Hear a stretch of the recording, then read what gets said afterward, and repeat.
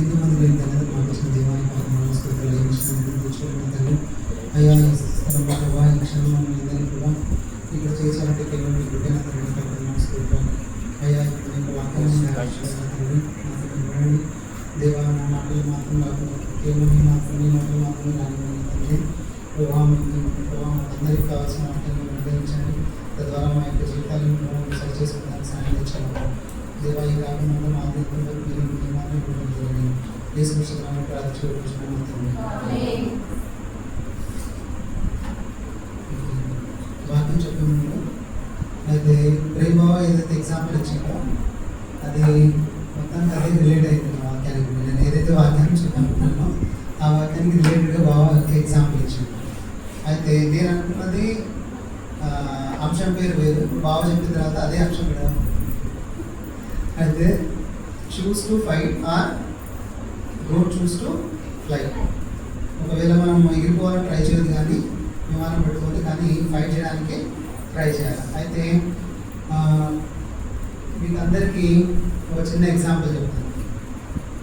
ఇప్పుడు నేను ఏదైనా ఒక చిన్న పాపకి లేదంటే వేరే ఎవరైనా చిన్న పాపకి నాన్న ఈ పని చేయాలని అనుకోండి, ఆమె నచ్చదు అనుకోండి, ఆమె ఏం చేస్తుంది? ఏం చెప్పడానికి ట్రై చేస్తుంది? ఏదో ఒక రీజన్ చెప్పడానికి ట్రై చేస్తుంది కదా, ఏదో ఒక సాకు లేదంటే ఏదో ఒక రీజన్ ఆమె చెప్పడానికి ట్రై చేస్తుంది. సో అలాగే ఇప్పుడు ఇందాక బాబు ఎగ్జాంపుల్ ఇచ్చినట్టు యోనా తన జీవితంలో మొదటిగా దేవుడు వచ్చి ఆయనతో మాట్లాడినప్పుడు ఎక్స్క్యూజ్ చేసిండు, ఏదైనా రీజన్ చెప్పిండా లేదంటే డైరెక్ట్గా విన్నాడా? యోనా ఏం చేసిండు? అయ్యా నువ్వు నువ్వు ఎక్కడికి వెళ్ళాలా? నినివేకి వెళ్ళాలా? ఆయన ఎక్కడికి వెళ్ళిండు? దాని తర్వాత దేవుడు వచ్చి ఆయనతో మాట్లాడినప్పుడు ఆయన ఏమంటాడు, ఇంత పాపమైన జనాన్ని నువ్వు కాపాడడానికి నాకు నచ్చలేదు, అందుకని నేను ఎక్కడికి వెళ్ళిపోయినా? తర్షీష్కి వెళ్ళిపోయినా. అలాగే మన జీవితంలో ఈరోజు అంశం ఏంటంటే మనము దేవునికి ఎలాంటి సాకులు చెప్తున్నాం, ఎలాంటి రీజన్స్ చెప్తున్నాం దేవునికి. మనం చిన్నప్పటి నుంచి క్రైస్తవులుగా వస్తూ ఉన్నాము, మన గోల్ పరలోక రాజ్యం అనేది తెలుసు. మనం దేవుని యొక్క అంటే మనం క్రైస్తవులుగా మారింది దేవుని ప్రణాళికలో ఉన్నదని తెలుసు. ఆ ప్రణాళికలో మనం అందరినీ దేవుడు పరలోక రాజ్యానికి తీసుకెళ్లాలని ప్రణాళిక అని తెలుసు. అలాగే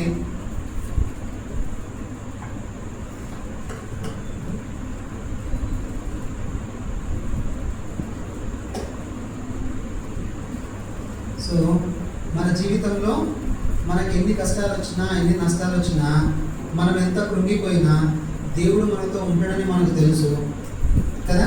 ఎలాంటి కష్టాలు వచ్చినా ఎలాంటి నష్టాలు వచ్చినా దేవుడు మనతో ఉండడం తెలుసు. అయినా కూడా మన కష్టాలలో మన బాధలలో దేవునికి ఏదో ఒక రీజన్ చెప్పి దేవుడి నుంచి దూరం రావడానికి ట్రై చేస్తాము. ఫర్ ఎగ్జాంపుల్ మన ఈ ఇర్మియా గ్రంథము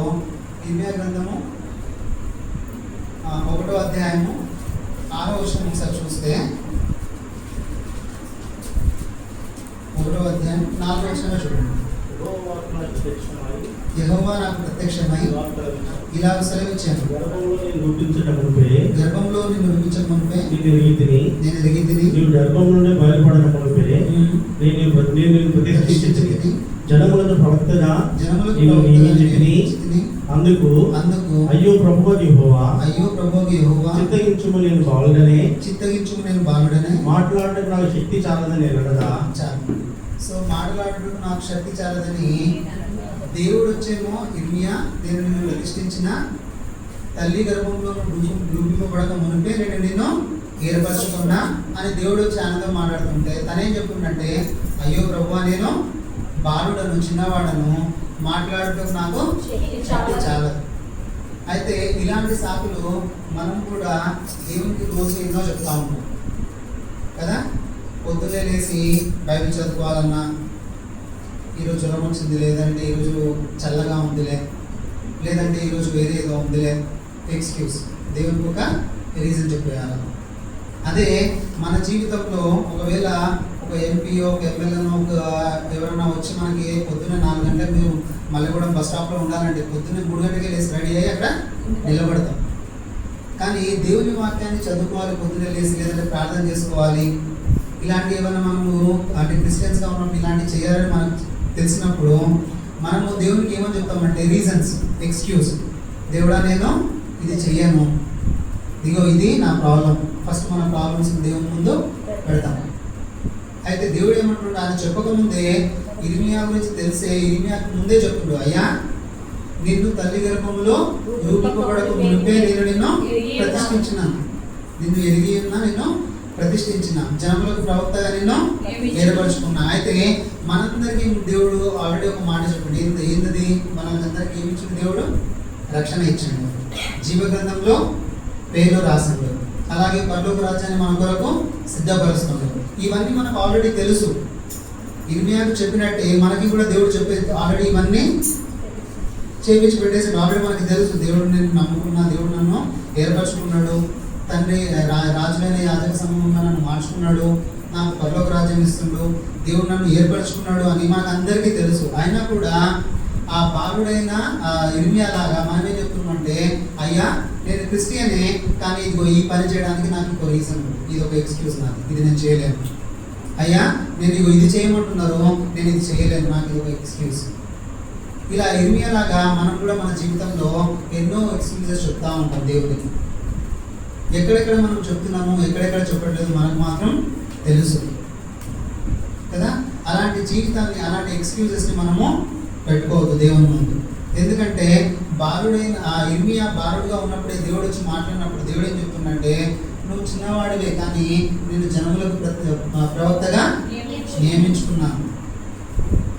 ఇంకా దాని కింద వాక్యం ఇంకా 7, 8 అక్కడ ఇంకా మంచి మాటలు ఉంటాయి, అవి చదవద్దు. కానీ అక్కడ ఏమని చెప్పారంటే, దేవుడు నేను నీకు తోడుగా ఉన్నాను, నీ నోటిని నింపేదను, ఇలాంటి మాటలన్నీ ఉన్నాయి అక్కడ దేవుడు చెప్పిన మాటలు. కాబట్టి మనము ఒకవేళ మనకి ఎక్స్క్యూజెస్ ఉంటే దేవుడు మనకు చెప్తున్నాడు. మళ్ళీ దాని తర్వాత ఒకసారి చదువుదాము, అది చూడండి. 7 యెహోవా నాకు ఇలా సెలవిచ్చాను, నేను బాలుడైన నేను పంపు వారి యొద్దకు నీవు పోలేను, నీకు ఆజ్ఞాపించిన సంగతులన్నీ చెప్పవలెను, వారికి భయపడకుము, నేను విడిపించుటకు నేను నీకు తోడై ఉన్నాను. నిన్ను విడిపించుటకు నేను తోడై ఉన్నాను. మనకి ఎన్ని కష్టాలు వచ్చినా ఆ కష్టం మనకి దేవుడి నుంచి దూరం చేయదు. నాకు మార్కులు తక్కువ వచ్చినాయా, నేను దేవుడి నుంచి దూరం అవ్వదు. ఎందుకంటే నేను నిన్ను విడిపించుటకు నేను ఉన్నానని చెప్తుంది దేవుడు ఆల్రెడీ. కాబట్టి మన ఎక్స్క్యూజ్ దేవుడి దగ్గరికి వెళ్ళొద్దు. ఒకవేళ మనకి ఎక్స్క్యూజ్ చెప్పడానికి ట్రై చేసినప్పుడు మనకు ఒకటి గుర్తు రావాలి, ఏంటంటే దేవుడు నాకు తోడై ఉన్నాడు, నన్ను విడిపించుటకు దేవుడు తోడై ఉన్నాడు. కాబట్టి మన జీవితంలో మనం ఎక్కడైతే ఎక్స్క్యూజెస్ చెప్తున్నామో, నాకు దీనివల్ల నేను చేయట్లేదు, దీనివల్ల నేను ఇది చేయట్లేదు, అలాంటి రీజన్స్ ఏవైతే ఉన్నాయో అవన్నీ మనకు దేవుడి నుంచి దూరము చేయకూడదు. నాకు ఇల్లు లేదు కాబట్టి దేవుడికి దూరంగా ఉంటున్నాను, నాకు ఏమి ఇచ్చిందని, లేదంటే నాకు ఇది లేదని నేను చేయలేకపోతున్నాను, అదిగో ఆ అమ్మాయికి ఇలా ఉందని నాకు ఇవ్వలేదని నేను చేయలేకపోతున్నాను, వాళ్ళ స్టేటస్ అలా ఉంది, వీళ్ళ స్టేటస్ ఇలా ఉంది, నాది ఇలా ఉంది, నేను చేయలేకపోతున్నాను. ఇవన్నీ రీజన్స్ దేవుడి నుంచి దూరం చేయదు. దేవుడి నుంచి దూరం చేయాలంటే మన మరణం ఒకటే దేవుడి నుంచి దూరం చేయాలి, కానీ మరణం కూడా దేవుడి నుంచి దూరం చేయదు. ఎందుకంటే మనం ఇక్కడ చనిపోతే వెంటనే ఎక్కడికి వెళ్ళిపోతాం, దేవుని దగ్గరికి. రెప్పపాటున ఇక్కడ చనిపోతే అక్కడికి వెళ్ళిపోతాం.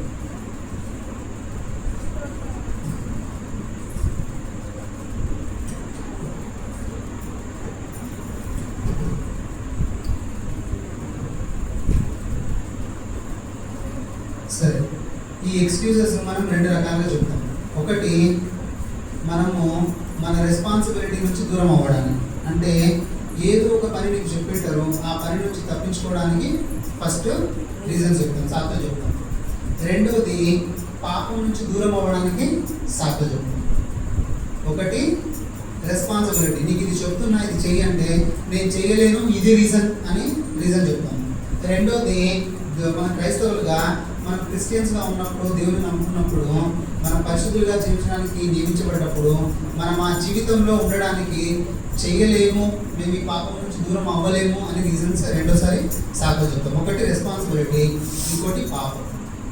నీకు ఎవరైనా ఏదైనా పని చెప్తే మనము ఎక్స్క్యూజెస్ చెప్తాం, నేను చేయలేను కావాలని, లేదంటే నిజంగా అవ్వకుండా, అది జెన్యూన్ అవ్వచ్చు, జెన్యూన్ అవ్వకపోవచ్చు.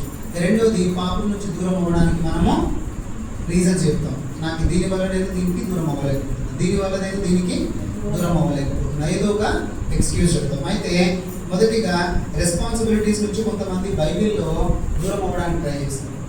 అంటే దేవుడు వచ్చి బాబు నువ్వు ఇది చేయండి, నేను చేయలేను, ఇగో నాకు ఇది రీజన్ అని కొంతమంది చెప్పడానికి ట్రై చేశారు. ఎవరంటే మొదటిగా మోషే, మీకు అందరికీ మనకి మోషే గురించి తెలుసు. మోషే దేవుని దగ్గరికి వచ్చినప్పుడు ఏమని చెప్పిండు?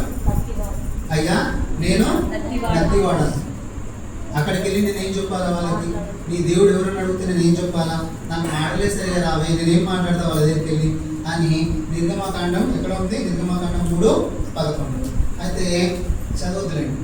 అయితే నిర్గమాకాండం 3:11లో మోషే ఏమంటాడు? ఆయన అయ్యా నేను నత్తివాడను, ఆ ప్రజల దగ్గరికి వెళ్ళి నేను ఏమి మాట్లాడాలా? నీ దేవుడు ఎవరు, నువ్వు ఎవరు పంపించారంటే నేను ఏం మాట్లాడాలని మొట్టమొదటిగా మోషే చెప్తా ఉన్నాడు. అంటే ఆయన దేవుడు చెప్తుంటూ నువ్వు నా ప్రజల దగ్గరికి వెళ్ళి నువ్వు విడిపించాలి అని దేవుడు ఒక రెస్పాన్సిబిలిటీ ఇస్తున్నాడు. ఆ రెస్పాన్సిబిలిటీని తోసిపుచ్చడానికి మోషే ఏం చెప్తుండంటే అయ్యా నేను నత్తివాడను, నేను సరిగా మాట్లాడలేను. అయితే మనకు దేవుడు ఎన్ని రెస్పాన్సిబిలిటీస్ ఇచ్చిండు మన జీవితంలో? అమ్మా నాన్న మాట వినాలా కదా, అబద్ధాలు ఆడొద్దు, ఇవన్నీ రెస్పాన్సిబిలిటీస్ చాలా ఉన్నాయి మనకి, మాట్లాడుకుంటూ వెళ్తాయి కదా. ఆ రెస్పాన్సిబిలిటీస్ అన్నిటికీ మనం కట్టుబడి ఉన్నామా, లేకపోతే దానికి రీజన్ చెప్తున్నామా? మోషే చెప్పినట్టు దేవుడు అంటూ ఇది చెయ్యి, మోషే అంటున్నట్టు కాదయ్యా నేను ఇలాంటి వాడు. అయితే మనము మన శారీరకంగా ఉన్నప్పుడు ఒకవేళ మనకి నిజంగానే మనం రీజన్ చెప్తాం, ఎందుకంటే ప్రతి ఒక్కరు మోషలాగా, లేదంటే ప్రతి ఒక్కరు అంత పర్ఫెక్ట్గా ఉండలేరేమో.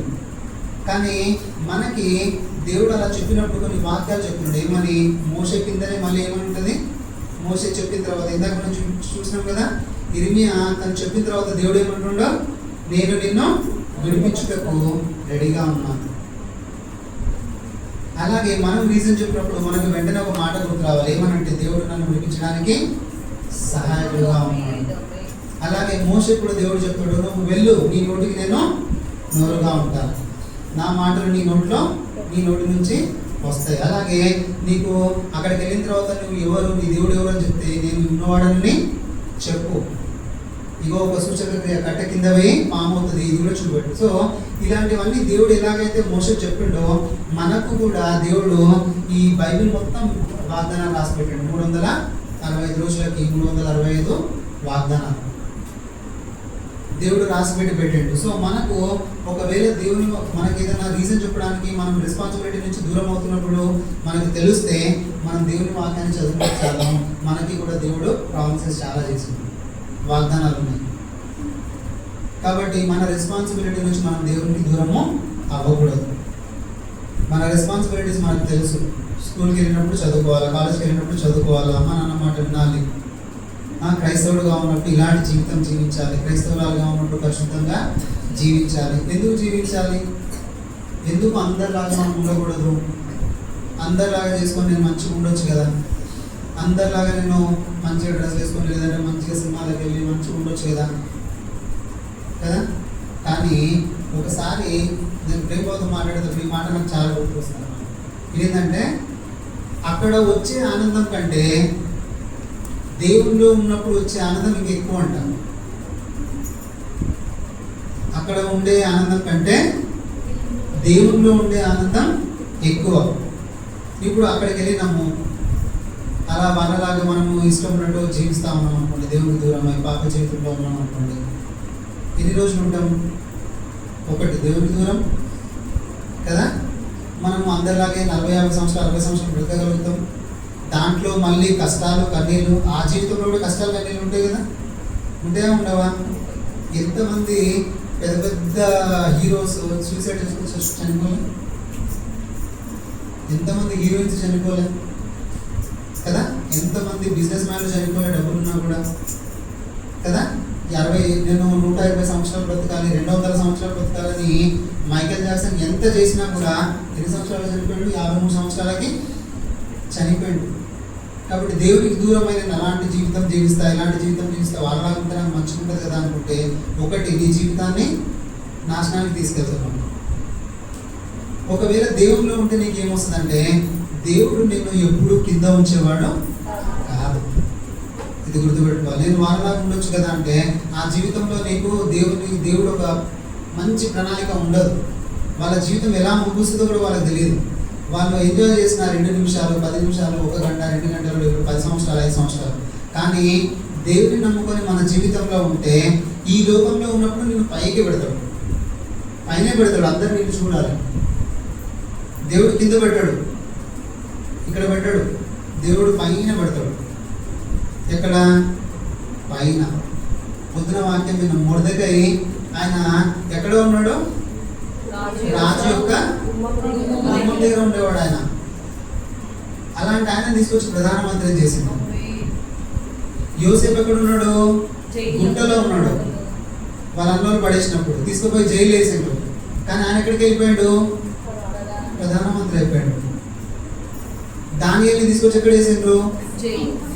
ఆయన ఎక్కడికి వెళ్ళిపోయాడు? చూడండి, దేవుని నమ్ముకున్న పిల్లలు ఎప్పుడైనా కింద ఉంటుండ్రా? ఇక్కడ ఉండరు. యోసేపు ఇశ్రాయేల్ అంటే యోసేపు యాకోబు వాళ్ళ మామ దగ్గరికి వెళ్ళినప్పుడు ఏం లేదు ఆయన దగ్గర. కానీ అక్కడ నుంచి వచ్చినప్పుడు ఎన్ని తీసుకొచ్చిండు? వాళ్ళ మామ కంటే డబుల్ ఆస్తి సంపాదించుకొని వచ్చింది ఆయన. దేవుని నమ్ముకున్న పిల్లలు ఇక్కడ పెడతాడా దేవుడు? నువ్వు కష్టాలు పడు పర్లోక రాజ్యాన్ని అంటాడా? ఇక్కడ ఉండి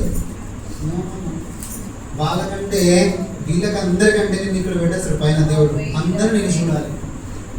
గుంటలో పని ఆయన తీసుకొచ్చి ప్రధానమంత్రి చేస్తే అందరూ ఆయన చూస్తున్నారు కదా. సో ఎందుకు మనం దేవుడిని నమ్ముకోవాలి? మరి వాళ్ళలాగా ఎందుకు బ్రతుకోద్దంటే వాళ్ళ బ్రతుకు స్టేబుల్ కాదు, వాళ్ళ జీవితంలో పైకెళ్తనం అనేది లేదు. కానీ మన జీవితంలో మన స్టేటస్, మన జీవితము, మన లైఫ్ ఎలా ఉన్నా ఒకరోజు ఎక్కడికి తీసుకెళ్తున్నా అందరు నిన్ను చూసేలాగా చేస్తుంది. కాబట్టి ఈ లోకంలో ఉన్న ఈ రోజులో నీకు పైన పెడతాడు. ఇక్కడ అయిపోయిన తర్వాత అక్కడికి వెళ్ళినా పరలోక రాజ్యం ఇస్తాడు. ఇది కావాలా అది కావాలా? మనకి ఏది కావాలి? పరలోక రాజ్యం కావాలి, ప్లస్ ఇక్కడ ఉన్నత స్థానం కావాలి. కాబట్టి దేవుని నమ్ముకున్న ప్రజలము దేవునిలో ఉంటే మంచిది. కానీ మనం వేరే వాళ్ళలాగా బ్రతికి వేరేలాగా ఉండి అనుకుంటే వాళ్ళ జీవితంలో ఆ జీవితానికి కరెక్ట్గా మార్గం ఉండదు.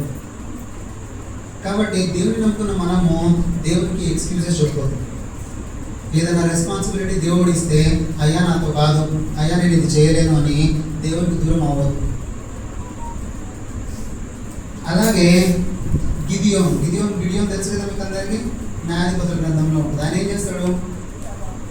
ఆయన పోయి ఆ మిద్యానీయులు మొత్తం వచ్చి వాళ్ళ ఇశ్రాయేల్ ప్రజల్ని చంపుతా ఉంటే ఆయన పోయి చెట్టు దగ్గర దాచుకొని ఉంటాడు. అప్పుడు దేవుడితో వచ్చి మాట్లాడుతుంది. ఏమని పిలుస్తుంది? పరాక్రమమైన బలాఢ్యుడా బయటికి రానంటే ఆయన భయపడిపోతాడు.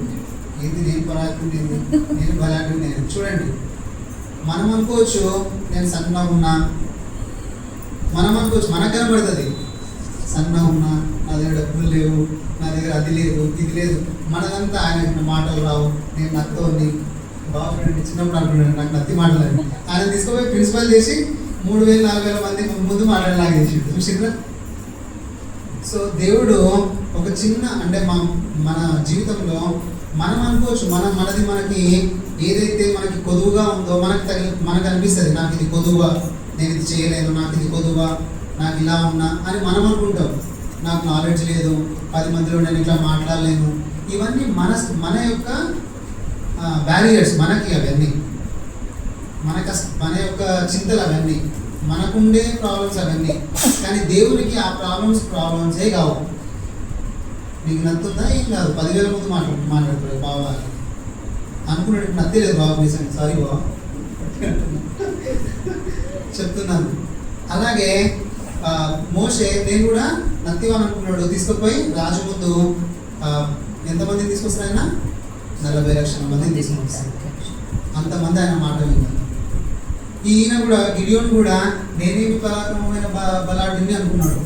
ఆయన అంటాడు, నా ప్రజలు మొరపెడుతున్నారు, మిద్యానీయులు వచ్చి చంపేస్తున్నారు కదా, ఇదిగో నువ్వు వాళ్ళని విడిపించు అని ఈయనకి గిడియోన్ చెప్తాడు.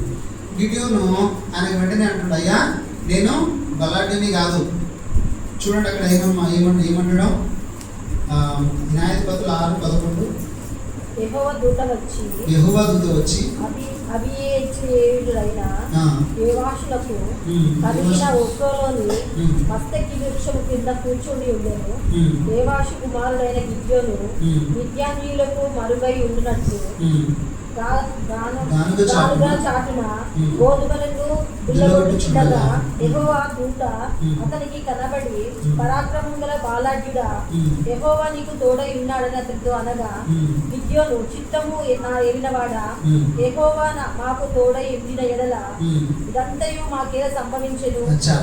చూడండి, దేవుడు అంటున్నాడు, అయ్యా బలాఢ్యుడై పరాక్రమం గల బలాఢ్యుడా అని దేవుడు పిలుస్తా. ఆయన అంటుండు, చిత్తము ప్రభువా.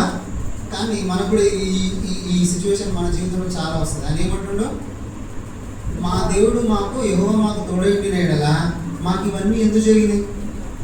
దేవుడు క్వశ్చన్ వేస్తాడు. మన జీవితంలో కూడా మనం అనుకుంటాం, అందులో చూడు వాళ్ళు క్రిస్టియన్స్ కాదు, ఆయన కూడా మంచిగా ఉన్నారు, ఇగో వీళ్ళు మంచిగా ఉన్నారు, కానీ నాది ఇలా ఉంది అని. ఈయనలాగా ఆయన ఏమంటుండో, యెహోవా మాకు తోడై ఉండిన ఎడల మాకు ఎందుకు ఇలాగ జరుగుతుందయ్యా అని దేవుడిని అడుగుతున్నాడు ఆయన. సో మనకి ఒక రీజన్ ఉంటుంది ఏది జరిగినా కూడా. ఎందుకంటే దేవుడు ఇందాక బాగా చెప్పినట్టు ఎప్పుడైతే ఫోల్డ్ అవుతుందో దానికి స్ట్రెంగ్త్ వచ్చింది కదా. అలాగే మన జీవితంలో కొన్ని జరగకుంటే మనకి స్ట్రెంగ్త్ రాదు. కాబట్టి దేవుడు ఏది చేసినా ఒక రీజన్కి చేస్తాడు. ఆ రీజన్కి మనము తలకి పోతా ఉండాలి. ఎందుకంటే దేవుడు ఏమన్నాడంటే యాకోబు పత్రికలో, దేవుని యొక్క బలిష్టమైన చేతుల కింద మీరు దీన మనస్కులై ఉండండి, టైం వచ్చినప్పుడు ఏం చేస్తారు? మిమ్మల్ని హెచ్చిస్తారు. దేవుడు ఏమంటున్నాడు, మీకున్న స్టేటస్ మీకున్న ఎలా ఉందో అలానే ఉండండి, డోంట్ వరీ, మీరు బాధపడొద్దు, దీన మనస్కులై మంచిగా ఉండండి. ఎందుకంటే ఒక రోజు వస్తుంది, తగిన సమయం ముందు మిమ్మల్ని ఏం చేస్తా? హెచ్చిస్తాను. దేవుడు హెచ్చించే టైం వస్తుంది కంపల్సరీ. ఇందాక చెప్పినా కదా, ఇక్కడ ఉంచాడు మనల్ని. ఎక్కడ ఉంచుతాడు? తలగానే ఉంచుతా తప్ప తోకగా ఎవరికి కనపడకుండా నేను ఉంచాడు. అందరికీ కనబడేలాగా తలలాగా మనల్ని దేవుడు చేస్తాడు. కాబట్టి మన జీవితంలో సెకండ్ సిచ్యువేషన్, మనము దేవుడు ఎన్నిసార్లు అంటున్నాం, అయ్యా నువ్వు మాకు తోడై వినేలా మాకు ఇలాగ ఎందుకు జరుగుతుంది? గిద్యోను లాగా. ఒకటి ఇర్మియాలాగా నేను బాలుడను, దాని తర్వాత మోషేలాగా నేను నత్తివాడని రీజన్ చెప్పడం. రెండోది, నువ్వు నాకు తోడై ఉంటే నాకు ఇలా ఎందుకు జరిగింది అని దేవుణ్ణి క్వశ్చన్ చేయడం. అలాంటి రీజన్, అలాంటి అంటే నాకు ఇలా జరిగింది కాబట్టి నేను దేవునికి దూరం అవుతా, ఇలా జరిగింది కాబట్టి నేను దేవునికి దూరం అయిపోతా, నా సిచ్యువేషన్కి ఇంత ఇలా చేసిన దేవుడు అందుకని ఇలా మారిపోతా. లేదు, దేవుడు ఆ సిచ్యువేషన్ తెచ్చింది కూడా నిన్ను దేవుడికి దగ్గరగా తీసుకురావడానికి, ఒకరోజు అందరు నిన్ను చూడడానికే. కాబట్టి మనము దేవుని మనం అడుగుతున్నామేమో, దేవుడా నాకు ఏం చేసినావు, ఎదుగో నువ్వు మాకు తోడుంటే మాకు ఇలా ఎందుకు జరిగింది? దేవుడు అంటున్నాయి, ఇలా జరిగింది కానీ నీ ద్వారా వాళ్ళందరినీ నేను బయటిపిస్తాను. ఎందుకు జరిగిందో అక్కడ దేవుడు కూడా ఒక మాట చెప్తాడు. ఏమని ఉంటుందంటే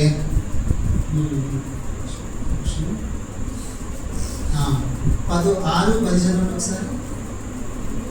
న్యాయాధిపతులు 6:10, మీరు అమోరీయుల దేశమున నివసించుచున్నారు, వారి దేవతలకు భయపడి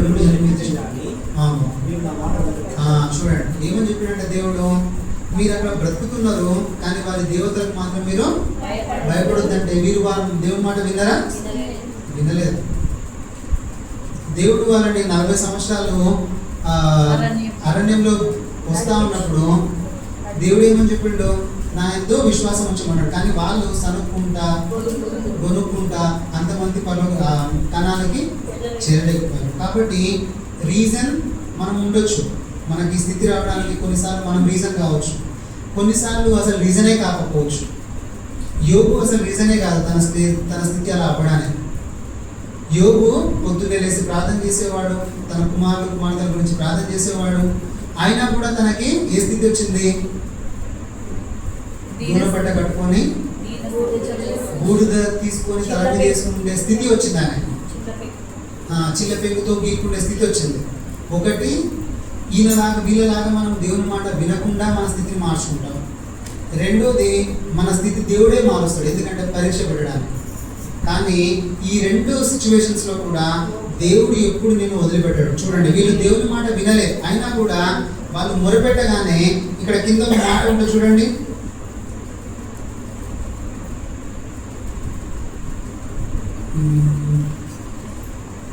ఇక్కడ చూడండి 6వ అధ్యాయం 6వ వచనం లాస్ట్ ఒక మాట ఉంది చూడండి. ఇశ్రాయేలీయులు మిద్యానీయుల వలన మిక్కిలి హీన దశకు వచ్చినప్పుడు చూడండి వాళ్ళు ఏం చేసిండ్రంట, వాళ్ళు స్థితిలో వాళ్ళు దేవుని మాట వినలే, కానీ దేవునికి మొరపెట్టిండు. చాలు, దేవుడు ఏమంటున్నాడు, అబ్బా నా బిడ్డలు మాత్రం మొరపెట్టిండు, వాళ్ళని కాపాడతాను వచ్చేసిండు దేవుడు వెంటనే. ఇంకో సిచ్యువేషన్లో యోబు దేవుని మాట విన్నాడు, అయినప్పుడు తనకి ఆ స్థితి వచ్చింది. అయినప్పుడు దేవుడు వెంటనే ఆయన ఏం చేసిండు, 4 అంతలుగా దీవించింది.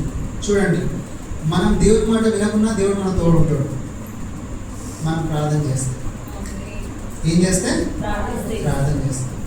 మన స్థితి దేవుని వల్ల కలిగింది. అయితే నువ్వు ఏం పాపం చేయకుండా నీకు అలా జరిగినా కూడా అయినా కూడా దేవుడిని వదిలిపెట్టాడు. ఎందుకంటే దాని వెనక దేవుని యొక్క ఉద్దేశం ఏంటంటే నేను గట్టిగా చేసి నేను 4 అంతలుగా ఆశీర్వదించాడు. కాబట్టి మన స్థితి ఎలా ఉన్నా దేవునికి ఎక్స్క్యూజెస్ మాత్రం చెప్పదు. దేవుని మాట వినాలా. ఒకవేళ వినకున్నా, ఒకవేళ మన జీవితం ఒకవేళ బాగా హీనస్థితికి వెళ్ళింది అనుకోండి, దేవుడు మన పక్కనే ఉంటాడు చూడడానికి. చూస్తూ ఉంటాడు, నా బిడ్డ నాకెప్పుడు మొరపెడుతుంది. వాళ్ళు ఇశ్రాయేలు ప్రజలు ఐగుప్తుకు బానిసగా వెళ్ళినప్పుడు దేవుని లెక్క చేయలేవాళ్ళు. అక్కడ ఉండే దేవతల్ని, అక్కడ ఉండే అన్నింటినీ పూజించుకుంటా బాగా ఉన్నారు. శ్రమలు ఎక్కువైనప్పుడు వాళ్ళు ఏం చేస్తారు, దేవునికి మొరపెట్టి, అప్పుడు అక్కడ మొరపెట్టిండ్రు. ఇక్కడ వెంటనే మోషన్ తీసుకొని దేవుడు వెళ్ళాడు. చూడండి, ఇక్కడ కూడా వాళ్ళు మిక్కిలి హీన దశకి వెళ్ళిపోయారు. మిద్యానీయులు వచ్చి చంపుతున్నారు అందరినీ. వాళ్ళు కనీసము ఎలా అంటే గుహలలో బ్రతికిండ్రంట ఇశ్రాయేలు ఆ టైంలో. ఎందుకంటే మిద్యానీయులు వచ్చి చంపడం, వాళ్ళు వచ్చి చంపడం, వీళ్ళు వచ్చి చంపడం, చంపుతుంటే వాళ్ళు గుహలలో వండుకుంటూ అక్కడ ఉండే చెట్లు నరికేసి అక్కడ పొలం వేసుకొని అక్కడ బ్రతుకున్నారు. వాళ్ళు పొలాలు వేసుకొని బ్రతుకుతా ఉన్నారు ఇశ్రాయేలు. అంత హీన స్థితికి వాళ్ళు వెళ్ళారు. అప్పుడు దేవునికి ప్రార్థన చేసుకున్నారు, అయ్యా మా దేవుడు నువ్వు ఉన్నావు, మమ్మల్ని కాపాడు. మా పితరులు ఇలా చెప్పిన అక్కడ గిద్యోను అంటాడు, మా నాన్న వాళ్ళు మా అమ్మ వాళ్ళు ఏం చెప్పిందంటే ఐగుప్తు నుంచి మా దేవుడు ఇలా తీసుకొచ్చినట్టు మాకు చెప్పిండ్రు, మా దేవుడు ఉంటే మాకు ఇలా ఎందుకు జరిగిందని అంటాడు. దేవుని క్వశ్చన్ వేస్తాడు. చూడండి, ఆయనకు తెలుసు, వాళ్ళందరికీ తెలుసు, మా నాన్న వాళ్ళు మా ఇశ్రాయేలు అందరూ అక్కడ ఐగుప్తులో ఉన్నప్పుడు దేవుడు ఈ 10 ఆశ్చర్యకార్యాలు చేసి అక్కడ నుంచి తీసుకొచ్చినట్టు వాళ్ళకి తెలుసు.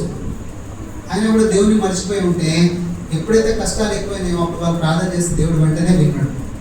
కాబట్టి మన స్థితి మన మాటల వల్ల, అంటే మన చేస్తుల వల్ల వచ్చిన దేవుడు పక్కనే ఉంటాడు మనం ప్రార్థన చేస్తే. రెండవది, మన స్థితి ఒకవేళ దేవుడే కలగజేసిన ఆ స్థితికి రీజన్ ఉంది, దాని తర్వాత వచ్చే ఆశీర్వాదం అందరికీ కనబడుతుంది. కాబట్టి మన జీవితంలో ఎలాంటి సిచ్యువేషన్ ఉన్నా అది మన చేష్టల వల్ల వచ్చినా లేకపోతే దేవుడే చేసినా మనం దేవుడి నుంచి దూరంగా అవ్వకూడదు. ఎందుకంటే మనల్ని విడిపించడానికి దేవుడు ఎప్పుడేమున్నాడంట, సిద్ధంగా ఉన్నాడు దేవుడు. వాళ్ళు ప్రార్థన చేస్తే వెంటనే వచ్చేసిండు, నా ప్రజల్ని నువ్వు కాపాడు వెళ్ళి అని గిద్యోను చెప్తాను. కానీ గిద్యోను మళ్ళీ ఎక్స్క్యూజ్ చేయడానికి ట్రై చేస్తాను. అయ్యా మా దేవుడు మాకు ఇలా ఎందుకు జరిగింది, నాకు కొన్ని సూచనలు చెప్తావా, ఇదిగో ఇక్కడ నేను గొర్రెబొచ్చు వేస్తున్నా, ఈ గొర్రెబొచ్చు మాత్రమే తడి అవ్వాలా, భూమి తడి అవ్వద్దు అని అంటే దేవుడు అంటాడు, సరే రేపు పొద్దుకి రా, ఇదిగో ఇది మాత్రమే తడి అవుతుంది, భూమి తడి అవ్వదు, అది అయిపోతుంది. మళ్ళీ రెండో రోజు దేవుడు వచ్చి మాట్లాడితే దేవుడికి మళ్ళీ క్వశ్చన్ వేస్తుంది, ఏమని, అయ్యా ఈసారి భూమి తడిగా అవ్వాలా, గొర్రెబొచ్చు తడవద్దు. సరే రెండో రోజు అది చేస్తాడు దేవుడు. కాబట్టి దేవుడు ఆయన చెప్పిన పరీక్ష కూడా దేవుడు చేసిండు. చూడండి, అంటే దేవుడు ఎంత ప్రజలకి ఎంత దగ్గర కావడానికి ట్రై చేస్తాడంటే మనం చెప్పిన క్వశ్చన్స్కి ఆన్సర్ కూడా ఆయన వేయడానికి ట్రై చేస్తాడు. కాబట్టి దేవుడికి మన సిచ్యువేషన్ తెలుసు, మనం ఎంత కష్టాలు ఉన్నామో తెలుసు, మన కష్టాలు నష్టాలు మనం ఏ స్థితిలో ఉన్నామో దేవుడికి తెలుసు. అది ఏదైనా కావచ్చు, మన చదువులు కావచ్చు, ఏదైనా సిచ్యువేషన్ కావచ్చు. కానీ ఆ సిచ్యువేషన్స్ మనం దేవుడి నుంచి ఎడబాయడానికి వీలు కావు. మనం రీజన్స్ దేవునికి చెప్పొద్దు. అలాగే గిద్యోను కాకుండా యోనా మనం ఇందాక చూసినాము. ఇంకో వీళ్ళందరూ ఎలాంటి సిచ్యువేషన్స్ వాళ్ళ రెస్పాన్సిబిలిటీని దూరం చేసుకోవడానికి వాళ్ళు ఎక్స్క్యూజ్ చేయడానికి ట్రై చేసిండ్రు, ఎక్స్క్యూజ్ చెప్పడానికి ట్రై చేసిండ్రు. అయితే ఇంకా ఇద్దరు బైబిల్లో వాళ్ళు పాపం చేయడానికి వాళ్ళు సాకులు చెప్పారు, పాపం చేసి. ఎవరు వాళ్ళు?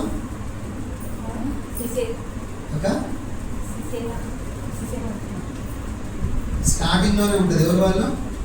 అవ్వ, ఆదాము. ఆదాము. వాళ్ళు పాపం చేసిన తర్వాత ఎక్స్క్యూజ్ చేయడానికి ట్రై, అంటే రీజన్ సాక్షి చెప్పడానికి ట్రై చేసింది. అమ్మా, నువ్వు ఇది పండు తినొద్దని చెప్పినా కదా, నువ్వు ఎందుకు తిన్నావు అని అంటే ఆదాము అడిగితే, అయ్యా నువ్వు ఎందుకు ఈ పండు తిన్నామంటే ఆయన ఏం చెప్తుండో, ఇదిగో ఈమె తీసుకొచ్చి నాకు ఇస్తే నేను తిన్నా. మళ్ళీ అవ్వని అడిగితే అవ్వ ఏం చెప్తుంది, పాము చెప్పింది కాబట్టి నేను తిన్నా. చూడండి, వాళ్ళు పాపం చేసిన తర్వాత వాళ్ళు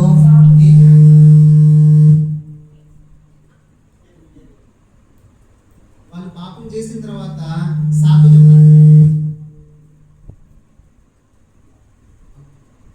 పాపం చేసిన తర్వాత వాళ్ళు సాకు చెప్పడానికి ట్రై చేస్తారు. ఇందాక ముందేమో వాళ్ళ దేవుడు చెప్పిన బాధ్యతల నుంచి దూరం అవ్వడానికి సాకు చెప్పిండ్రు, వీళ్ళేమో పాపం చేసిన తర్వాత సాకు చెప్తుండ్రు. మరి మనం ఏ కండిషన్లో ఉన్నాం? ఒకటి, మన రెస్పాన్సిబిలిటీస్ నుంచి దూరం అవ్వడానికి దేవునికి సాకు చెప్తున్నామా? బైబిల్ చదవమ్మా పొద్దున్నే లేసి అంటే అవ్వదు, ప్రార్థన చేసుకోమా అంటే అవ్వదు, లేకుంటే ఇలా చేయమ్మా అలా చేయమ్మా అంటే మనం అందరం చేస్తాం, చేయని నేను అనట్లేదు, కానీ చెప్తున్నా. అయితే ఎక్కడైతే మనము సాకు చెప్పడానికి ట్రై చేస్తున్నాం దేవునికి, దేవుడు చెప్పిన మాటల్ని వినకుండా, అయ్యా ఇదిగో నువ్వు ఇలా చెప్పినావు నేను ఇలా చేస్తున్నా ఎందుకంటే రీజన్ ఇది అని చెప్పడానికి ట్రై చేస్తున్నామా? అవ్వ ఆదాంలాగా పాపము చేసేసి దాని తర్వాత సాకు చెప్తున్నామా? నేను చేసేసినా కానీ ఇది రీజన్. ఫస్ట్ మనం చేయకుండా ఉండడానికే ట్రై చేయాలి. ఒకవేళ చేసినామంటే కంపల్సరీ దేవుని ముందు ఒప్పుకోవాలి. ఎందుకు? ఈ దావీదు పాపం చేసింది కదా, వెంటనే దేవుని దగ్గర ఏం చేసింది ఆయన? యోనాతాను ప్రవక్త వచ్చి మాట్లాడినప్పుడు ఆయనకు అర్థం కాదు, నేనే చేసింది, నేనే ఆ పారబుల్లో ఆ ఉపమానంలో ఉన్నది నన్నే, ఈయన మాట్లాడేదని తనకు అర్థం కాదు. దాని తర్వాత చెప్పినప్పుడు ఆయన ఏమన్నాడు? నేను ఆ పాపం చేసిందని వెంటనే ఆయన పశ్చాత్తాపడ్డాడు. పడిన తర్వాత దేవుడు ఏమని చెప్పి, ఈయన హృదయానుసారం. చూడండి, పాపం చేసినా కూడా దేవుని ముందు ఒప్పుకున్నాడు కాబట్టి, ఒప్పుకొని పాపాన్ని వదిలేసింది కాబట్టి ఆయన దేవునికి హృదయానుసారం. కానీ అనన్య సఫీరా ఇద్దరు పాపం చేసింది కానీ ఒప్పుకోలేదు. వాళ్ళు ఏం చేయబడ్డారు? చనిపోయారు. అమ్మా ఇంతకైనా అమ్మింది? అయ్యా ఇంతకే అయ్యా అమ్మింది. పోయిన నువ్వు మళ్ళీ ఆమె 3 గంటల తర్వాత, అమ్మా ఇంతకైనా అమ్మింది? ఇంతకే 3. ఇద్దరు పోయిన వాళ్ళు. సో వాళ్ళు పాపం చేసిన తర్వాత వాళ్ళు రీజన్ చెప్పడానికి ట్రై చేసిండ్రు కానీ ఒప్పుకోలేదు. అయ్యా నేను తప్పు చేసినా ఒప్పుకోలే. వాళ్ళు మళ్ళీ సాకు చెప్పడానికి ట్రై చేస్తారు, మళ్ళీ అబద్ధం చెప్పడానికి ట్రై చేస్తారు. మన జీవితంలో మనం ఒకవేళ పాపం చేస్తే దేవుని ముందు ఒప్పుకుండే పిల్లలుగా మనం ఉండాలి. దేవుడి నుంచి దూరం అయ్యే పిల్లలుగా ఉండొద్దు. నేను ఈ తప్పు చేసినా నేను దేవునికి ఎలా ముఖం చూపెట్టాలి, నేను ఈ తప్పు చేసినా నెక్స్ట్ సండే చర్చ్కి ఎలా వెళ్ళాలి, నేను ఈ తప్పు చేసినా నేను ఇలా మాట్లాడాలి వేరే వాళ్ళతో కాదు. దేవుని ముందు ఒప్పుకుంటే దేవుడు మళ్ళీ నిన్ను దేవుని హృదయానుసారుడుగా దేవుడు మార్చడానికి రెడీగా ఉంటాడు. కానీ అనన్య సఫీరాలాగా పాపం మీద పాపం చేసుకుంటూ దేవునికి దూరం అవుతాం. కాబట్టి మన జీవితంలో 2 రకాలుగా మనం ఇప్పుడు సాకు చూసినాం. ఒకటి, మన రెస్పాన్సిబిలిటీస్ నుంచి మనం దూరం అవ్వడానికి దేవునికి సాకు చెప్తున్నామని, అయ్యా నాతో ఇది అవ్వదు, అయ్యా నాతో ఇది అవ్వదు అలా చెప్పినప్పుడల్లా, అలా మనం చెప్పడానికి ట్రై చేస్తున్నప్పుడల్లా వెంటనే మనకు కొన్ని వాక్యాలు గుర్తు రావాలి. దేవుడు నన్ను విడిపించుటకు దేవుడు తోడై ఉన్నాడు. నాకు ఈ ఎబిలిటీ లేదా, నాకు మాట్లాడే ఎబిలిటీ లేదా, దేవుడు ఉన్నాడు. నాకు ఈ ఎబిలిటీ లేదా, నాకు పరిగెత్తే ఎబిలిటీ లేదా, దేవుడు ఉన్నాడు. నాకు 10 మందిలో మాట్లాడడానికి జ్ఞానం చాలదా, దేవుడు ఉన్నాడు. నాకు ఇలా చేయడానికి నాకు శక్తి చాలదా, దేవుడు ఉన్నాడు. ఎందుకంటే దేవుడు విడిపించడానికి రెడీగా ఉంటాడు, నేను రక్షించడానికి దేవుడు రెడీగా ఉంటాడు. అది మనం గుర్తు చేసుకోవాలి. వెంటనే మనం దేవుడి నుంచి దూరం అయ్యే టైంకి దేవుని యొక్క మాటల్ని మనము గుర్తు చేసుకోవాలి.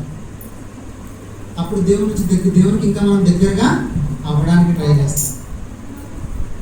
ఎప్పుడైతే యోబుకి ఆ 3 ఫ్రెండ్స్ వచ్చి నువ్వు ఇలా నేను ఇలా అన్నప్పుడు ఆయన దేవుని మాటలే గుర్తు చేసుకున్నాడు. వాళ్ళు తనను తానే తిట్టుకున్నాడు కానీ దేవుని మాత్రం తిట్టలేదు. ఒక్క మాట దేవుణ్ణి అనలేదు. ఇంకో మాట అంటాడు, చక్కని మాట. వాళ్ళ భార్య వచ్చినప్పుడు ఏమని మాట్లాడాడు? దేవుని నమ్ముకున్న మనము ఎప్పుడు సుఖాన్ని అనుభవిద్దామా, కష్టాన్ని మనం అనుభవించడానికి కదా. మనం దేవుని నమ్ముకున్నాం ఎప్పుడు ఫ్లైట్లో ఎదుర్కొంటే వెళ్ళిపోవాలి పైకి, లేదు ఒక్కోసారి కింద పడాలని లేవాలి. కాబట్టి అలా జరిగినప్పుడల్లా దేవుడు మన దగ్గర ఉంటాడు. అలా జరిగేది కూడా మనల్ని గట్టిగా చేయడానికి, దేవుడు స్ట్రాంగ్గా చేయడానికి. దేవునికి ఎక్కడ దూరం అయిపోతామో అని దేవుడు ఇంకొక దెబ్బ తగిలించి మళ్ళీ దేవునికి దగ్గరగా చేస్తాడు. కాబట్టి మనం గుర్తుపెట్టుకోవాలా, మన జీవితంలో మన లైఫ్లో మనం ఎలాంటి స్థితిలో ఉన్నా మనకి దేవుడు దగ్గరగా ఉంటాడు. దేవునికి మనము సాకులు చెప్పుకుంటూ దేవునికి దూరము అవ్వద్దు. కాబట్టి మనం ఫైట్ చేయడానికి ముందుకెళ్ళాలి కానీ దూరం అవ్వడానికి ట్రై చేయదు. మన జీవితంలో మనం ఎలా ఉన్నామో ఒకసారి గుర్తు చేసుకుందాం. లాస్ట్లో ఒక 2 మాటలు చూసుకుందాము. రోమా పత్రిక 6:1-2. అలాగైనా ఏ మందుము కృప విస్తరింపవలనని పాపమందు నిలిచియుందుమా అట్లనరాదు.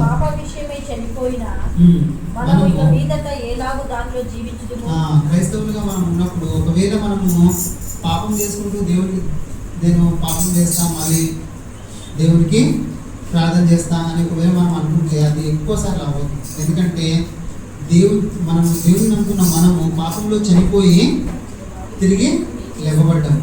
కాబట్టి పాపం చేసుకుంటూ మనం ఉండాలని ఏమన్నది అక్కడ క్లియర్గా, అలాగైనా ఏమన్నాము, పాపము విషయమై చనిపోయిన మనము ఇక మీదట ఎలాగో దాంట్లో జీవితాము, కాబట్టి దాంట్లో మనము జీవించకూడదు. ఇంకోటి యాకోబు 4:17.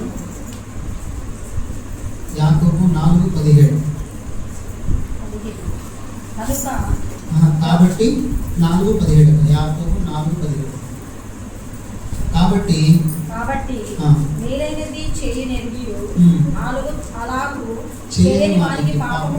చూడండి, మన రెస్పాన్సిబిలిటీస్ మనకు దేవుడు ఇచ్చిండు. అమ్మా నువ్వు ఇది చేయాలి, అయ్యా నువ్వు ఇది చేయాలి. క్రైస్తవులుగా ఉన్నప్పుడు మీ యొక్క గుణ లక్షణాలని బయటకి చూపెట్టాలి. మీరు ఉప్పు వలె అందరికీ టేస్ట్గా మారాలి కానీ చేదుగా మారకూడదు. మనం మాట్లాడితే వేరే వాళ్ళకి వినసొంపుగా ఉండాలి, వాళ్ళని మన దగ్గరికి తీసుకురావాలి కానీ మన మాటలు చేదుగా అయి వాళ్ళని దూరపరచొద్దు. అలాగా మనకి చాలా దేవుడు చెప్పిండు మన క్రైస్తవులుగా ఉన్నప్పుడు ఇలా ఉండాలని. కానీ అవన్నీ మేలైనవి, మన జీవితానికి మేలైనవి. అవన్నీ మనకు తెలుసు ఇలా అన్నీ చేయాలని, అయినా కూడా నువ్వు చేయకుండా ఉంటే అది పాపం కింద దేవుడు లెక్కేస్తుంది. నీకు తెలుసు నువ్వు ఇది చేయాలని, కానీ నువ్వు చేయకుంటే అది పాపం అవుతుంది. మేలైనది చేయని ఎడల అది పాపం అవుతుంది. కాబట్టి మనం దేవునికి మన రీజన్స్ చెప్పుకుంటూ మనం దేవునికి పాపం చేసుకుంటూ దేవుని దగ్గర పాపం చేసుకుంటూ వెళ్తున్నాం. నీకు తెలుసు నువ్వు ఇలా చేయాలని, కానీ అయ్యా నేను చేయలేదని చెప్పి ఒకవేళ నువ్వు దూరం వెళ్తే అది పాపం కింద దేవుడు లెక్కేస్తుంది. కాబట్టి మన రెస్పాన్సిబిలిటీస్ మన దేవుడు చెప్పినప్పుడు ఆ రెస్పాన్సిబిలిటీస్ని ఫుల్ఫిల్ చేసే వాళ్ళగా ఉండాలి. మనము పరలోక రాజ్యం వెళ్ళినప్పుడు మనకి కూడా బలా నమ్మకమైన మంచి దాసుడు అనేలాగా పేరు రావాలి. లాస్ట్ ఒకటి ఒక ఉపమానం చూసుకుందాము. అది ఎక్కడ ఉందంటే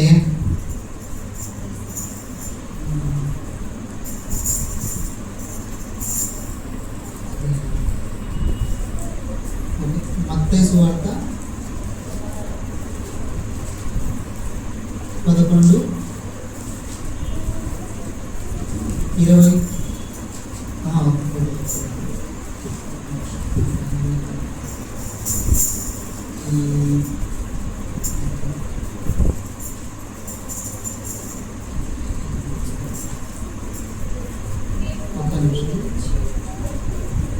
మార్కు సువార్త లూకా 14.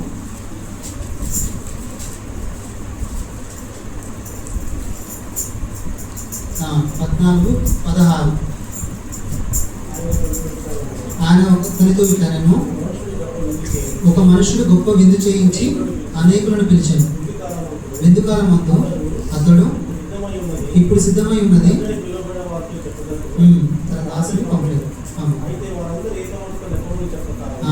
అందరూ ఏక మనసుతో నెపములు చెప్పసాగిరి. మొదటివాడు, నేను ఒక పొలం కొని ఉన్నాను, అవశ్యంగా వెళ్ళి దాన్ని చూడవలని, నన్ను క్షమింపవలనని నేను వేడుకొనుచున్నాను.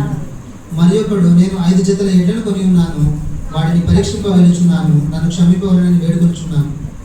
మరి ఒకడు, నేను ఒక స్త్రీని వివాహం చేసుకొనుచున్నాను, అందుచేత నేను రాలేదు. చూడండి, అందరూ ఏమో చెప్తున్నట్ట దేవునికి, అయ్యా ఇగో ఇక్కడ విద్యుత్ సిద్ధపరచబడి ఉన్నది, మీరందరూ రండి. మీకు అందరికి ఆల్రెడీ చెప్పినా కదా ఈరోజు పెళ్లి ఉందని, మీకు అందరికీ ఇన్విటేషన్స్ వచ్చినాయి కదా, మరి అందరు రండి, విందు సిద్ధపరిచిందంటే అందరూ ఒకరి తర్వాత ఒకరు సాకులు చెప్తా ఉన్నారు దేవునికి. అయ్యా నేను ఎడ్లను కొన్నా చూడడానికి వెళ్ళాలా, పొలం కొన్నా పొలం దగ్గరికి వెళ్ళాలా, నేను ఒక ఆమె పెళ్లి చేసుకుంటున్నా పెళ్లికి వెళ్ళాలా. చూడండి, దేవుడు ఒకవేళ మనము రీజన్స్ చెప్పుకుంటూ పాపం చేసుకుంటూ దేవునికి దూరం అవుతుంది, దేవుడు ఏం చేస్తాడంట, మనల్ని అందరినీ పక్కనేసి ఆ దాసులతో ఏమని చెప్తుందంటే, దాసులారా మీరు వెళ్ళి రోడ్డు మీద ఉండే వాళ్ళందరినీ పిలుచుకురండి, వాళ్ళని వదిలేయండి, వాళ్ళందరూ వచ్చి విందులో పాల్గొంటారు. ఈ విందు అంటే పరలోక రాజ్యం.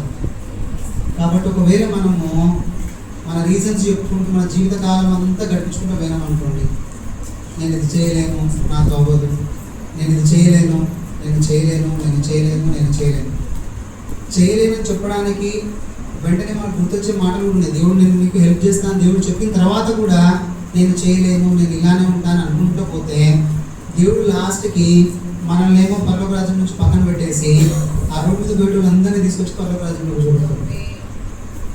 కాబట్టి మన యొక్క గోలు, మన యొక్క స్థితి పరలోకమందు ఉన్నది. ఆ పరలోకమందున్న స్థితికి వెళ్ళాలి అని అంటే ఈ జీవిత కాలంలో నేను వదలడం, దేవుడు నేను పైన కూర్చోబెడతాడు, అలాగే పరలోక రాజ్యాన్ని మనకి ఇస్తాడు.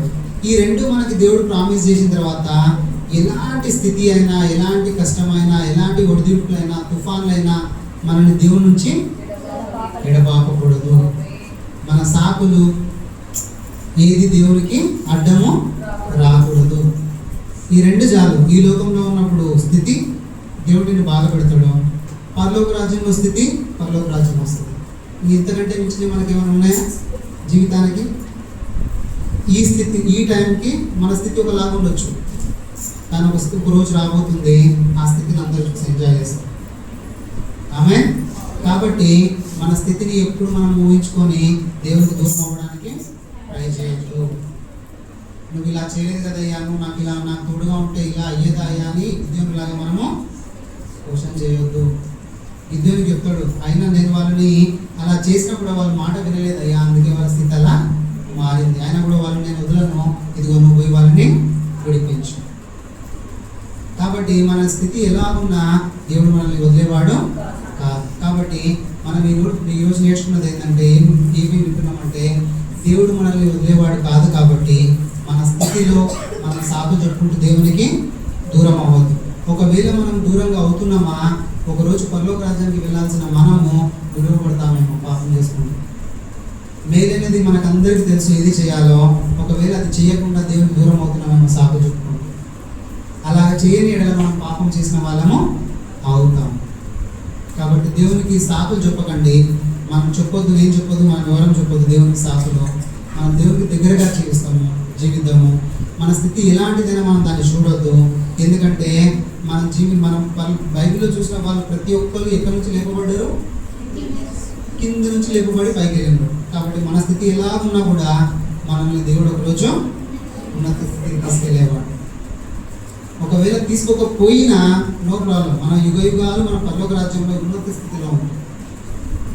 అది చాలు మనకి. ఇక్కడ ఉండే 50-60 సంవత్సరాల కష్టాలు పడ్డా నో ప్రాబ్లం, కానీ పడనీయాడు.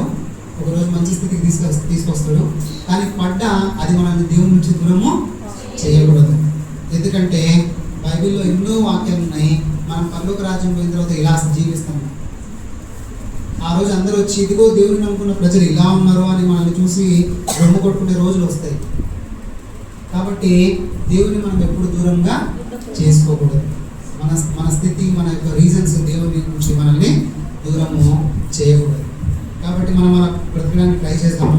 మన జీవితంలో మన యొక్క రీజన్స్ దేవునికి దూరం కాకుండా చూసుకుంటాం. దేవుడి వాక్యాన్ని దీవించుకుంటాం.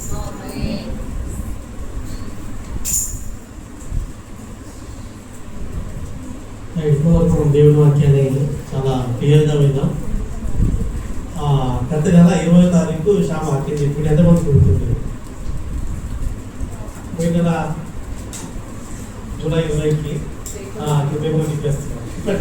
Okay, good, nothing wrong. ఎప్పుడో కదా ఉంది, మనకు ఆధారం ఉంది, లేకపోతే ప్రాబ్లం. ఆధార్ కార్డు లేకపోతే ప్రాబ్లం, ఉండి చూపిస్తే నో ప్రాబ్లం. నిదానించి మాట్లాడాలి, స్లో టు టాక్, సాఫ్ట్గా ఉండాలి, మృదువుగా ఉండాలి, దేవుడికి అప్పగించుకోవాలి, సరెండర్, దేవుడికి సమీపంగా, లోకానికి దూరంగా సెపరేట్ అయి జీవించాలి, సెపరేషన్. అవునా? సో అలా చేయకపోతే మనం ఏమంటారు? మూఢుడు, బుద్ధిహీనుడు, కలహప్రియుడు. ఇవే కదా వాక్యాలు చెప్పిపోయిన వారు. రైట్, అంటే పోయిన నెల. ఈరోజు బాధ్యతలు ఇచ్చినప్పుడు కొంతమంది బైబిల్లోని వ్యక్తులు వాళ్ళు చెప్పిన తాపులు ఏంటి, ఎక్స్క్యూజెస్ ఏంటి, రెస్పాన్సిబిలిటీస్ మరియు ఎక్స్క్యూజెస్. అట్లాగే పెళ్లి ఎందుకు రమ్మంటే కూడా తాకుతాం. ఇది ఎట్లుందంటే ఇంట్లో వంట చేసి పెట్టి తినమాట కూడా తాకుంటాయి కదా, మరి అప్పుడప్పుడు ఎట్లా వస్తుంది కదా మనకి, అది తాకు లాంటిది, అలాంటిది అనమాట. అయితే నేను ఒక మంచి చాట్ తయారు చేసుకున్నాను ఇక్కడ. ఈరోజు యూత్ పెళ్లి వచ్చినందుకు నేను ఒక చాట్ తయారు చేసుకున్నాను. చాట్ ఏంటో తెలుసా? అంటే తినే చాట్ కాదు, మనం అక్కడికి వెళ్ళిపోతాం చాట్ అంటే. రైట్, ఈ చాట్లో నేనేం రాసుకున్నానంటే ఫస్ట్ నేము, సీరియల్ నెంబర్, నేము, తర్వాత హోల్డింగ్ అంటే పెయిన్, ప్రెషర్, ప్రాబ్లం, వారు దేని నుండి వెళ్ళారు, ఆ తర్వాత మూడవది వారు పొందిన బలము. దాంట్లో మొట్టమొదటిగా ఈరోజు నేర్చుకుంటుందంటే ఇర్మియా.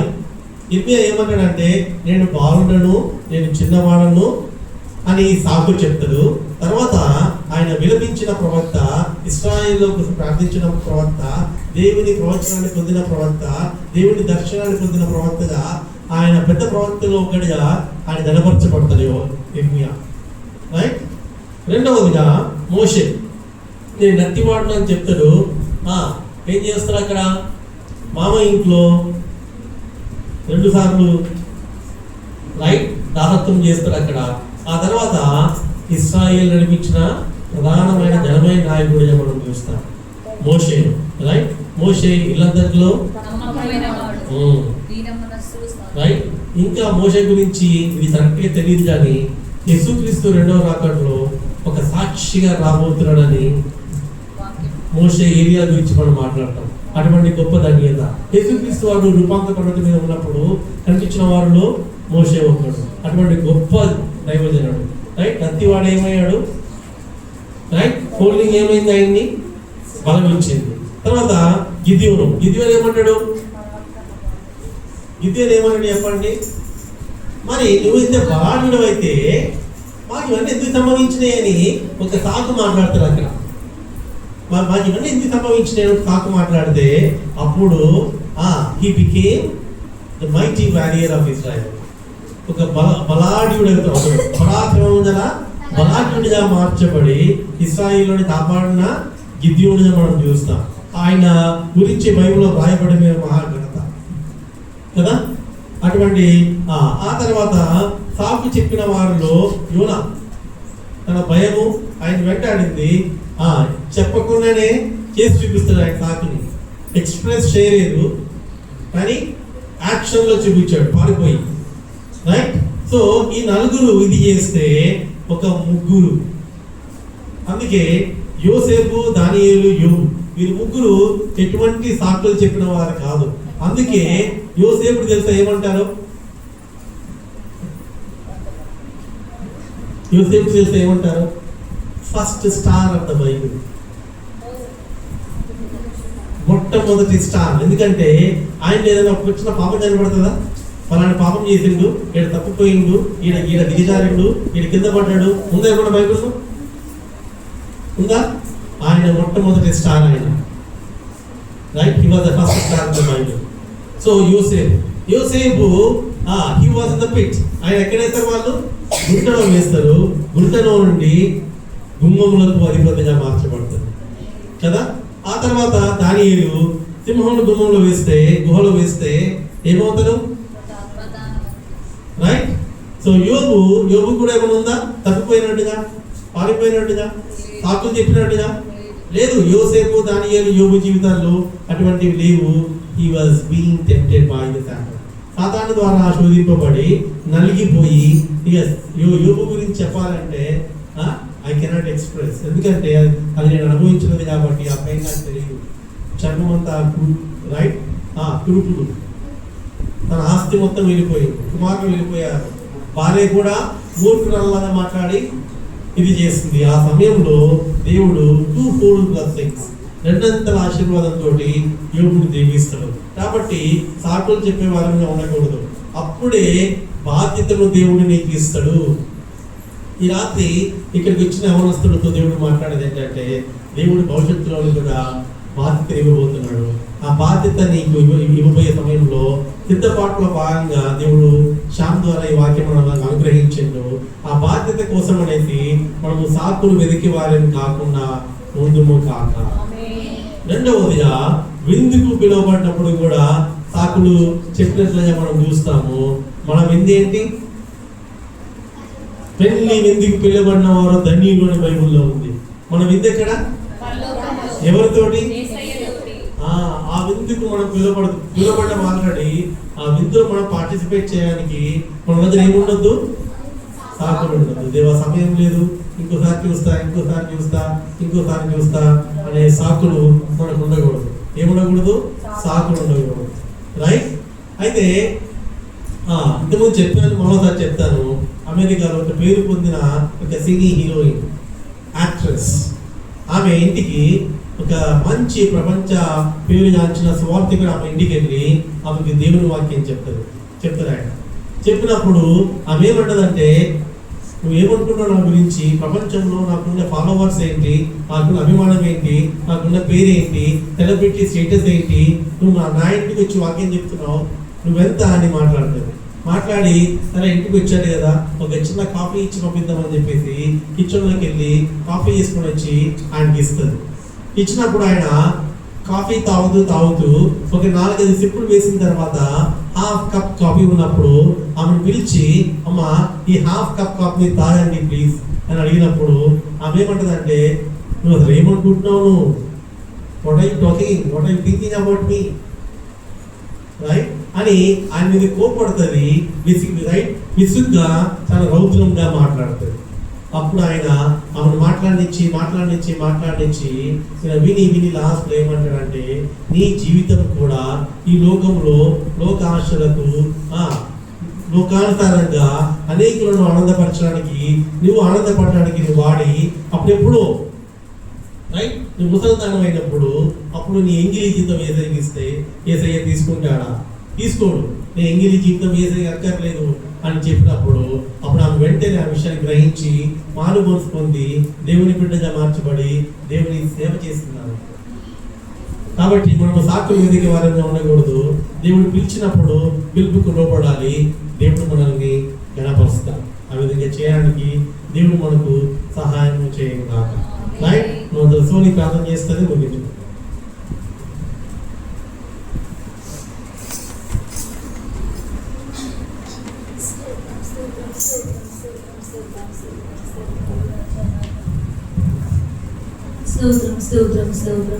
స్తోత్రం రాజనాయన పరిశుద్ధనానికి స్తోత్రములు తండ్రి.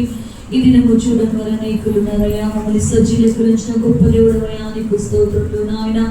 అయ్యా ఉదయము ఆరాధనలో మాకు తోడుగున్న దేవుడు నాయన. అవును ప్రభా, మొర్దెకైని మాకు ముందు పెట్టి మొర్దెకై జీవితంలో నాయన ఎంత తగ్గించుకొని ఉంటే తనని ఎంత హెచ్చించావు మాట్లాడిన దేవుడు నాయన.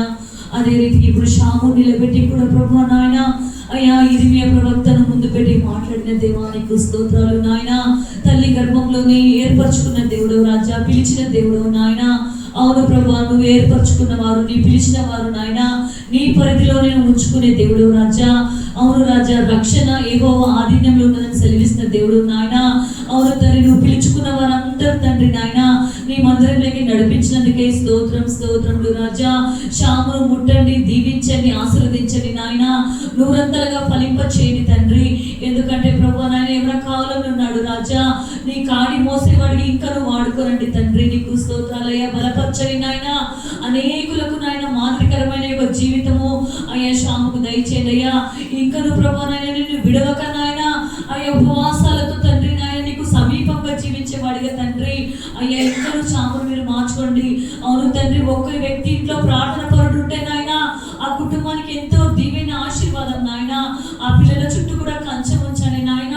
శ్యామ్ విషయంలో ప్రభా నాయన నువ్వు ఏ మేలులైతే దాచి ఉన్నావో రాజా నాయన అవన్నీ తండ్రి కుమారుడికి అనుగ్రహించు తండ్రి. నీకు స్తోత్రం అయ్యా.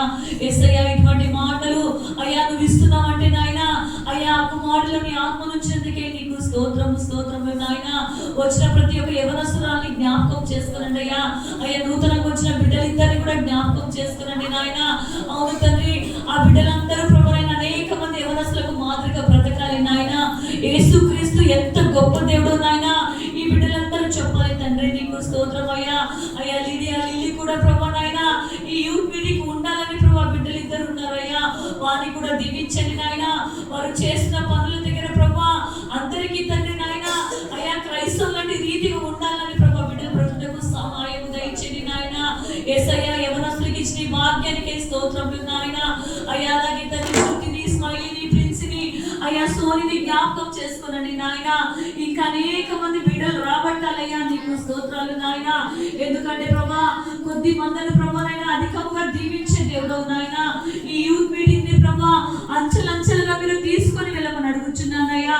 అఖిల్ని కూడా కృపలో జ్ఞాపకం చేసుకొని ఆయన అయ్యా జెస్సిని కూడా జ్ఞాపకం చేసుకొని జలముతో ఉంటుండగా రాజా బిడ్డకు స్వస్థతనివ్వండి నాయన.